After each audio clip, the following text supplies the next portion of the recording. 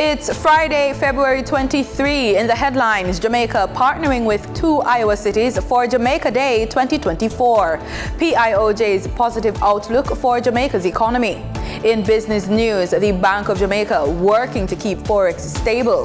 Regionally, CARICOM countries not to be blamed for global emissions. And in sports, all is set for Gibson McCook relays. This is the Weekend News on PBC Jamaica. I'm Simone Absalom Gale.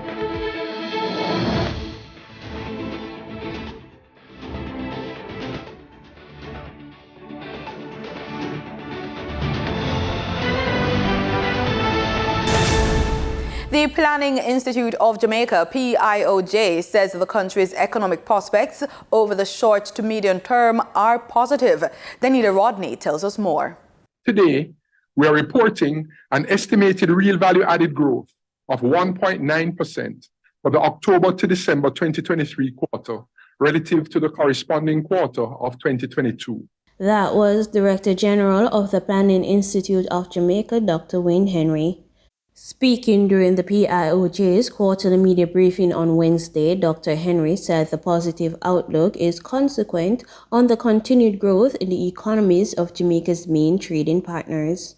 Generally, the prospects for the Jamaican economy for the short to medium term are positive, based on 1, continued growth in the economies of Jamaica's main trading partners, which augurs well for increased external demand, for example, for tourism services. 2, higher demand stemming from increased employment levels.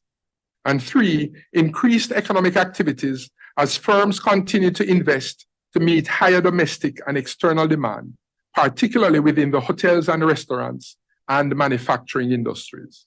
According to Dr. Henry, the hotels and restaurant sector is expected to see continued growth. The hotels and restaurants industry is expected to continue to record growth. Preliminary data on airport arrivals for January 2024 indicate an increase of 2.3% relative to January 2023. He also advised that there are downside risks to this positive outlook. The downside risks to this positive outlook include plant downtime due to relatively aged equipment in major industries, adverse weather conditions, and weaker than projected growth in the economies of Jamaica's main trading partners, which may temper the external demand for Jamaica's goods and services. Despite all that, Dr. Henry reported that the country's growth expectations ranges between 1.5 to 2.5%. Reporting for the news on PBCJ, I'm Danita Rodney. Jamaicans at home and abroad are being urged to show their love for the country as we celebrate Jamaica Day today, February 23, 2024.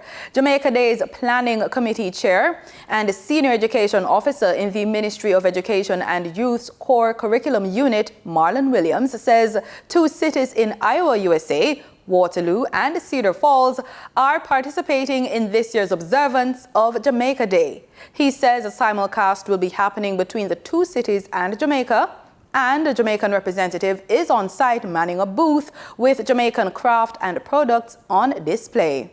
Jamaica stands to benefit from the partnership with the cities in Iowa through 1, cultural exchanges. The fact that we have a member of the committee who will be visiting there, the fact that we have Jamaicans who actually live and work there, already that is evidence of the cultural exchange that will be taking place between us. But we're also going to be sharing resources, and we have actually started those discussions already. Jamaica Day 2024 is being observed under the theme Celebrating Jamaica, Authentic and Unique, a Trend Adweet. And of course, trend for the Ministry of Education has to do with, or it stands for, transforming education for national development. And we have 7 pillars. And while I will not go through all 7 pillars, but of course, there are 2 that we're focusing on, which I would say works hand in hand with what will be happening for Jamaica Day. It has to do with, well, teaching, curriculum, and teacher training.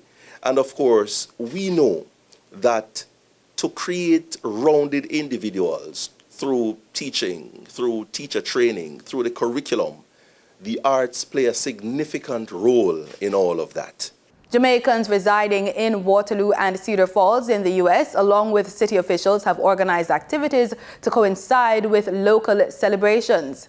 The good thing about the simulcast, which will take place, is that they will get an opportunity to see rich cultural presentations that we're going to be having here in Jamaica.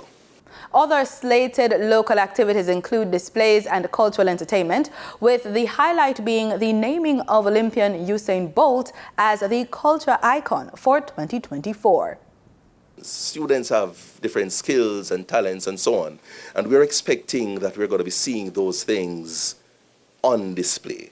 Thousands of Jamaicans are celebrating Jamaica Day today, February 23. This is an annual celebration that recognizes the nation's unique aspects and its contributions to the world. It is celebrated on the last Friday of February each year, as proclaimed by the Governor General, the Most Honorable His Excellency Sir Patrick Allen. In recognition of the day, our news team took to the streets to find out if Jamaicans agree with the proclamation. We should celebrate Jamaica Day more, emphasize it to the younger students, them and them think from basic school and them think that, you know, them must be patriotic to them country and them thing there, you know. We need a Jamaica Day to worship God. We need 3 days of fasting for Jamaica, because Jamaica have peer crime and violence and all kind of things, and Jamaica is a nice place where we need to worship God. But most Jamaica a good place, and have to celebrate Jamaica, man. Jamaica, I love Jamaica, I'm not left. So we have life, so we like everything we are going in the country, as in we are work and we have money in our pocket, we have a bank account, we have bus drive, so we don't see the difference. Yeah, you have to celebrate Jamaica, for Jamaica is a good place, you know. Jamaica is a land and wood, you see it, so you have to celebrate it, you have to keep it up. Yeah, it's a tradition thing, so it have to go on. You got me, understand me? The Bank of Jamaica has advised that teller services to members of the public will be closed at 11 a.m. on Monday, February 26. In this regard, the public will have access to their teller services from 9 a.m. until 11 a.m. This is to facilitate the relevant staff members getting time off to vote in the local government elections. The BOJ says normal operating hours for teller services will resume on Tuesday, February 27. The Tax Administration of Jamaica, TAJ, will be closing its tax offices at 12 noon on Monday due to the country's local government elections on that day. The TAJ explains in a press release that the closures are to facilitate TAJ personnel exercising their right to vote. Business locations, however, will close at 1 p.m. Persons may opt to avoid the tax office visit entirely by conducting several transactions online at www.jamaicatax.gov.jm. According to the release, taxpayers can also utilize Scotia Online and mobile app, as well as being able to make tax payments via the National Commercial Bank, NCB. More than 400 candidates are set to contest the local government elections next Monday, and according to the Electoral Commission of Jamaica, a total of 2.1 million electors are eligible to vote for them. According to the EOJ, eligible voters are Jamaican citizens over the age of 18 years, Commonwealth citizens who have resided in Jamaica at least 12 months before getting enumerated. On election day, electors may use either the voter's ID or answer a series of questions to verify their identity. The Parish Council Act, subsection 5(8) states, in order to establish the identity of any person by whom a ballot is demanded, the presiding officer may, if he deems it necessary, make the following inquiries of such person: his or her date of birth, his or her place of birth, the maiden name of his or her mother, the birthplace of his or her mother. And the presiding officer shall compare the answers given by such person with the information appearing on the record. Once the presiding officer is satisfied with the identity of the person, the voter will sign an oath of identity, which is a written statement. Fingerprints will then be taken and voting can proceed. A person cannot be registered as a voter if that person is under a death sentence in any part of the Commonwealth or serving a sentence of imprisonment of at least 6 months, has been convicted of any offence connected with the election of members of parliament or members of any local authority, is legally certified to be insane, proved to be of unsound mind, or is held as a criminal lunatic, is disqualified by reason of the fact that he or she holds a post which is connected with elections in any constituency. For additional information, contact the Electoral Office of Jamaica via telephone 876-922-0425-9 or toll free at 1-888-991-VOTE. That's 1-888-991-8683. Or email them at eojinfo@eoj.com.jm. Time now for the Business Report with Denise Williams.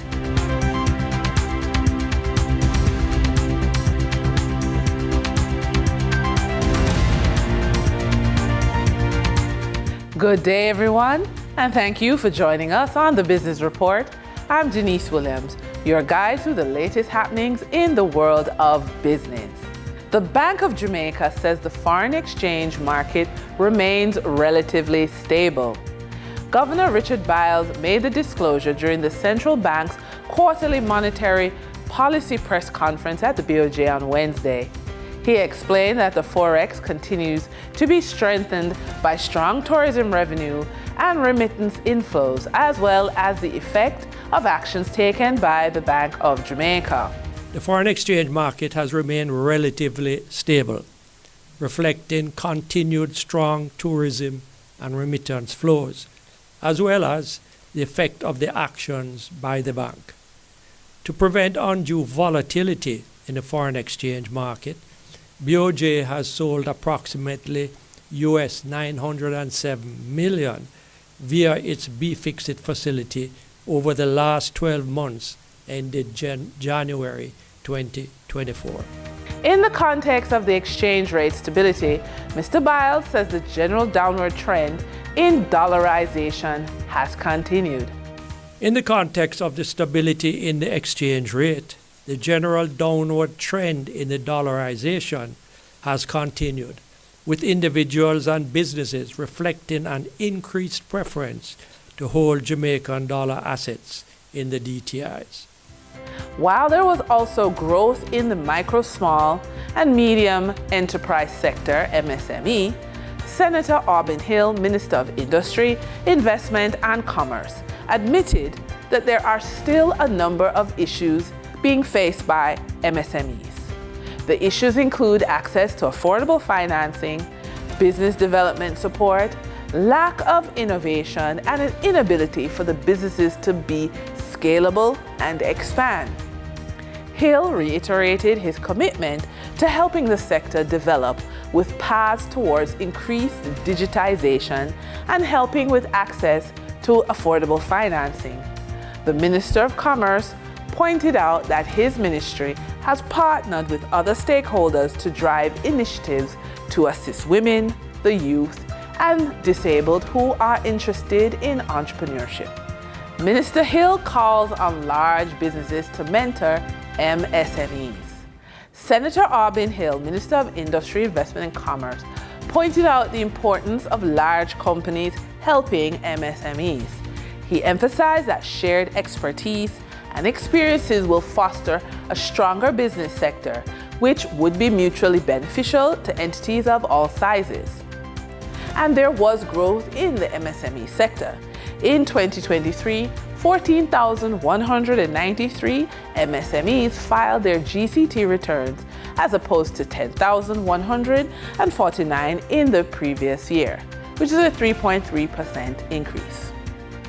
According to a World Bank survey, Jamaica has an estimated 425,000 MSMEs, and Hill indicated that he is committed to promoting the growth and success of these MSMEs while adding new ones, which includes assisting them to formalize their operations and comply with tax regulations.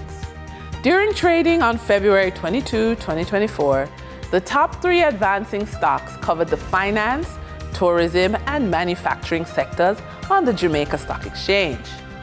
Mayberry Jamaican Equities Limited shares advanced 17.27% for a $1.58 price increase to close at $10.73 with 8,923 shares traded. Margaritaville Turks Limited shares advanced 12.36% for a US 1 cent upward push to close at US 12 cents with 51 shares traded. Blue Power Group Limited shares advanced 10.3% for a 31-cent jump to close at $3.32 with 849 shares traded. On the declining stocks that traders experienced on February 22, 2024, the top 3 losers covered the finance, entertainment, and air conditioning sector on the Jamaica Stock Exchange.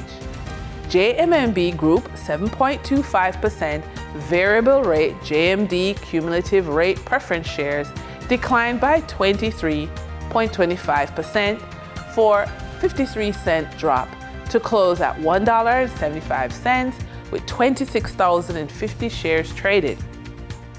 KLE Group declined by 22.98% for a 57 cents decline to close at $1.91 with 20,285 shares traded. CAC 2000 Limited declined by 15.08% for a 68-cent drop to close at $3.83 with 4,411 shares traded. Trading activity on the first-tier market of the Trinidad and Tobago stock market for February 22, 2024 registered a volume of 755,042 shares, closing the floor of the exchange valued at TT $1,513,707.94.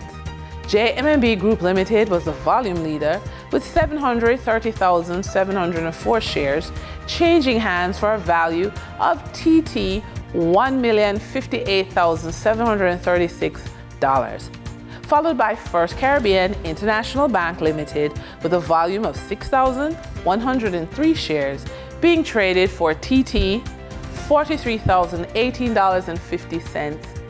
We're moving from the money moves of investors, executives, and companies, and we turn to the Forex market. On February 22, 2024, the Bank of Jamaica reported that US $56.4 million was bought from Forex traders, while US $48.1 million was sold to Forex traders. Buying directly from the Bank of Jamaica, foreign currency traders sold the US dollar for $157.45 and bought the US dollar for $155.47. The difference between the buy and sell rate was $2.28, which represents a profit for Forex traders for every US dollar traded. Canadian Forex traders earned a trading profit of $1.60 from transactions with the Bank of Jamaica. The Canadian dollar was sold at $115.36 and bought for $116.96. For traders looking at the British pound, they pocketed a profit of $5.67, selling it for $197.88 and buying it for $192.21. For our credit report tip of the day, your credit report serves as a complete snapshot of your credit history and is instrumental in assessing your credit worthiness. Regularly review your credit report from all the major credit bureaus to identify any errors, inaccuracy, or fraudulent activities.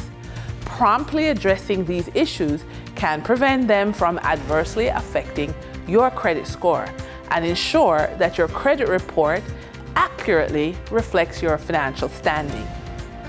And with that, we wrap up today's business report. I'm Denise Williams. Appreciate your company.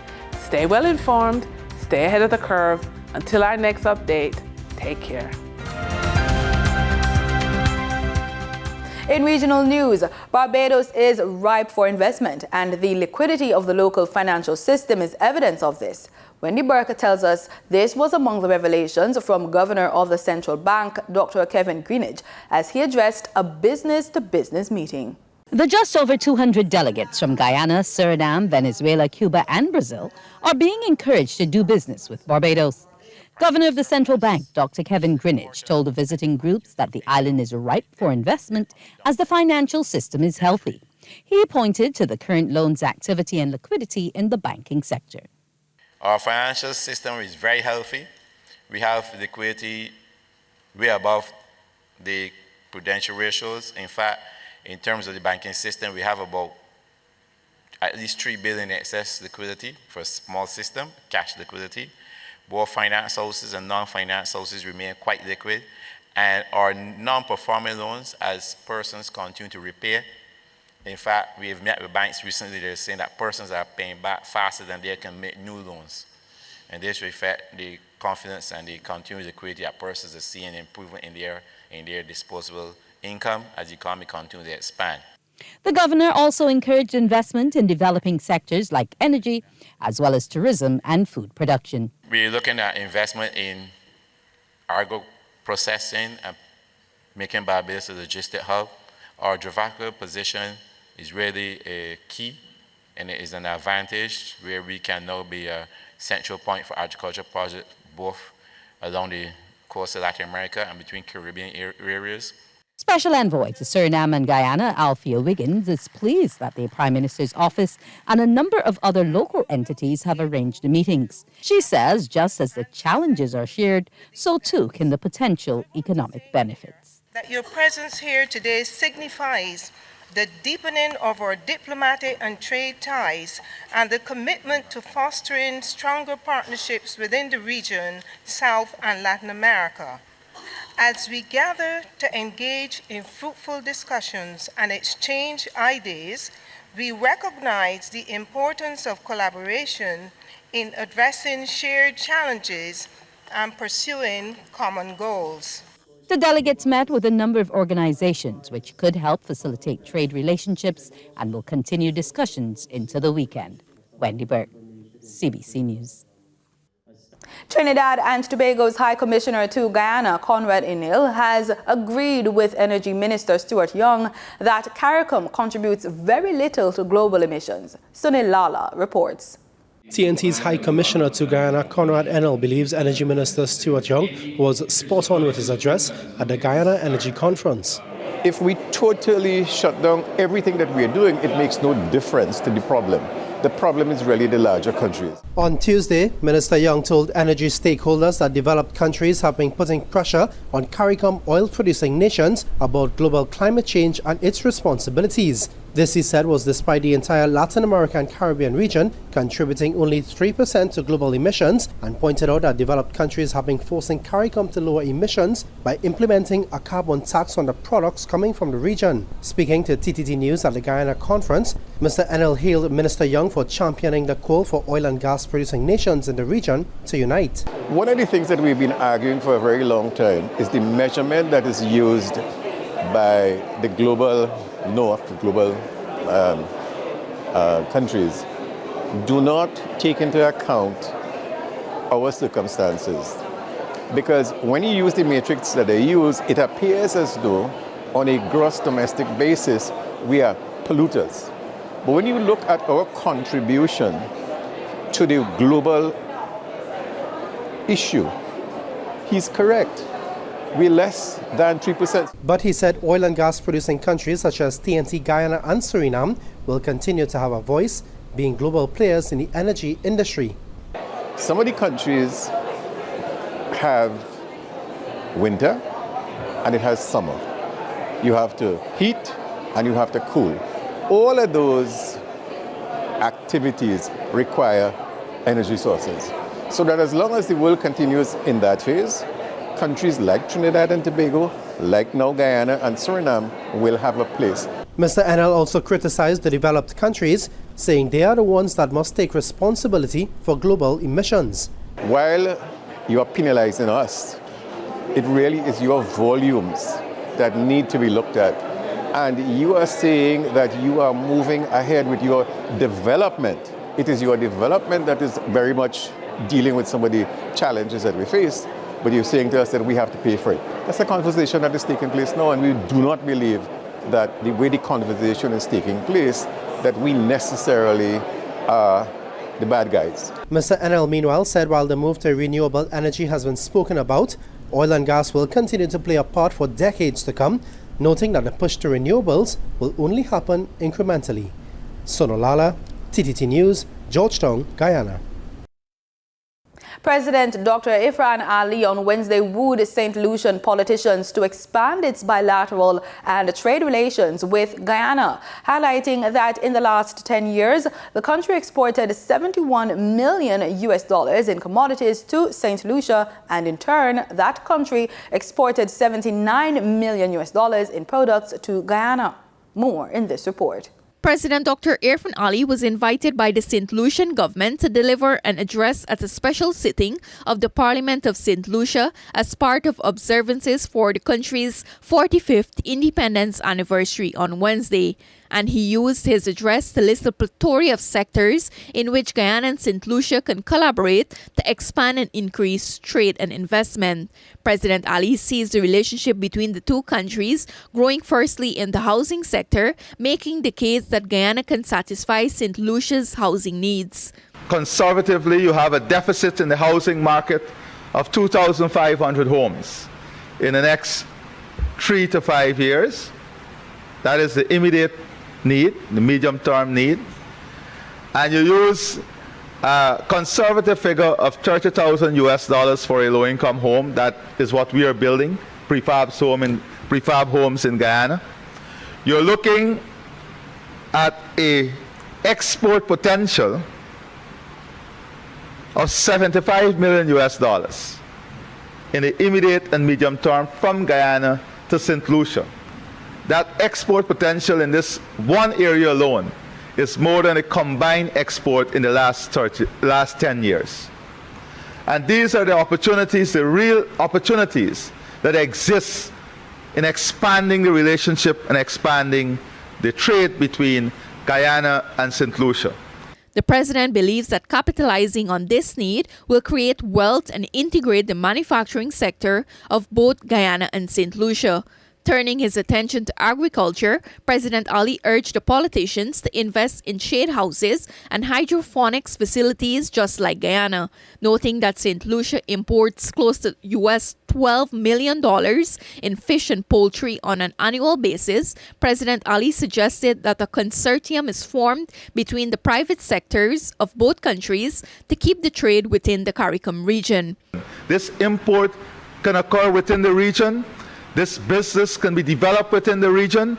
These opportunities can be catalyzed within the region. The wealth can be created within the region, and both St. Lucia and Guyana will benefit, and the region will benefit as a whole. In sports, all is in place for Saturday's staging of the Gibson McCook Relays at the National Stadium. That's the word from Ryan Peralta, a member of the organizing committee. In a significant change, the men and women's 1,500 meters open events will be contested at the championships for the first time, replacing the customary 800 meters event on the card. In addition to the best local schools and institution teams, the Gibson McCook Relays will feature high school teams from Canada, Trinidad and Tobago, and several from St. Kitts and Nevis. Peralta says ticket sales have been progressing well, all officials are in place, and they are anticipating a very successful championships this year. And that's the news on PBCJ. You can follow us on our social media platforms at PBCJamaica. Have a great weekend.